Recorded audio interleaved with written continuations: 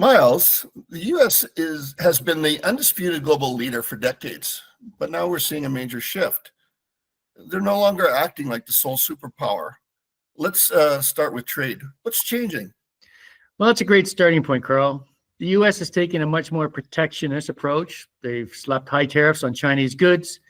Think Section 301 tariffs and key sectors like steel, aluminum.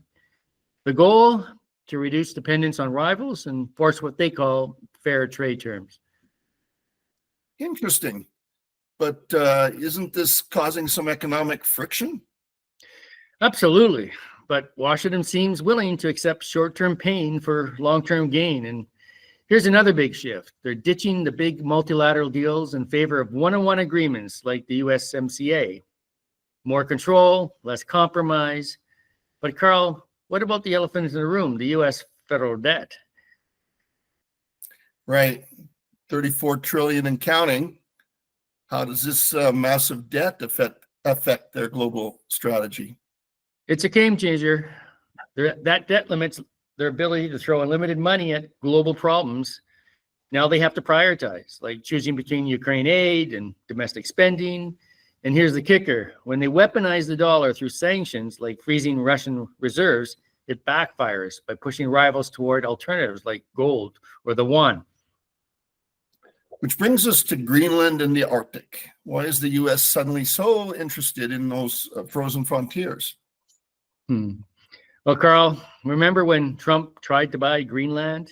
It wasn't just a quirky headline. The Arctic is packed with rare earth minerals, and it's a strategic battleground.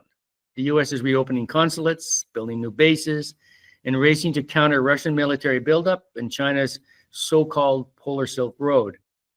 But speaking of competition, what's the U.S. doing to reshore manufacturing? The CHIPS Act and Inflation Reduction Act. $52 billion for semiconductors, subsidies for EVs and batteries.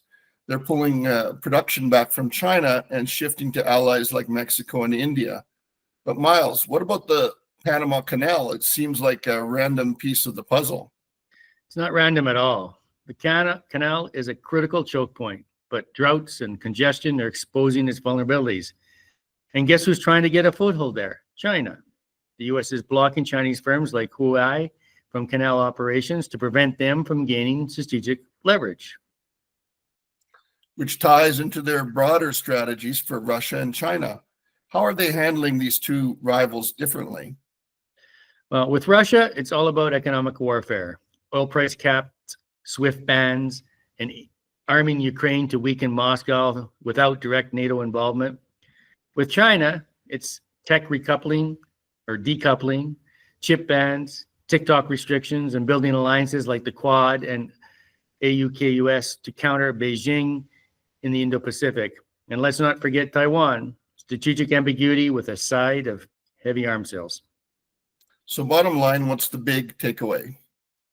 The U.S. is moving from being a global hegemon to a more strategic player. They're focusing on alliances, economic warfare, and domestic reinvestment. The battlegrounds now include Arctic minerals, supply chains, and even the future of the dollar itself. There you have it, folks, the U.S. playbook for a multipolar world. Thanks for joining us, and don't forget to like and subscribe.